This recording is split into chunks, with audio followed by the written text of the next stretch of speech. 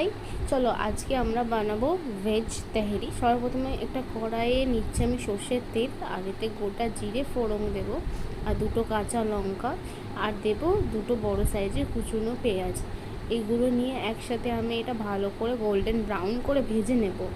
এবার দেবো এতে আদা রসুনের পেস্ট হাফ চামচ মতো, দিয়ে একটু নাড়িয়ে নিয়ে এবার দেবো কুচুনো দুটো বড় টমেটো।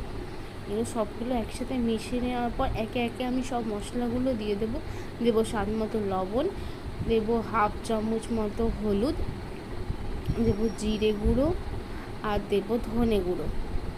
এই সব মশলাগুলো দিয়ে আমি এগুলো ভালো করে মিশিয়ে একটু জল দিয়ে আমি এটাকে ভালো করে কষাবো। মশলা ভালো করে কষানো হয়ে গেলে, এই যে ফুটছে হয়ে গেলে আমি দেবো এতে কিচেন কিং মশলা। এটা ভালো করে আবারও নাড়িয়ে নেব, দিয়ে এতে দেবো আমি টক দই 50 গ্রাম মতো। আমি টক দই দিয়ে এটাকে আবারও ভালো করে কষিয়ে নিয়ে, এই যে আমার মশলা রেডি। এই যে কষিয়ে নেওয়ার পর আমি এবার এতে সব সবজিগুলো এক এক করে দিয়ে দেবো। এতে আমি নিয়েছি ফুলকপি, গাজর, ক্যাপসিকাম আর আলু টুকরো টুকরো করে ছোটো ছোটো করে কেটে এগুলো আমি মশলার সাথে ভালো করে কষিয়ে নিচ্ছি।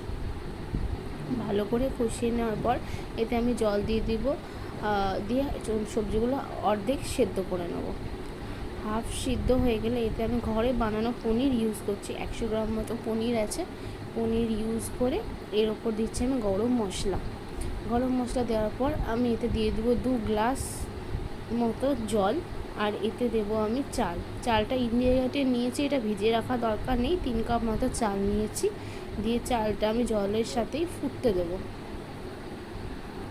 জলটা ভালো করে ফুটে গেলে আস্তে আস্তে এতে দিয়ে দেবো ঘি, আর দিয়ে দেবো একটু ধনেপাতা। চালটা 80% সিদ্ধ হয়ে গেলেই আঁচ কমিয়ে আমি এটা 10 মিনিটের জন্য দমে দেবো।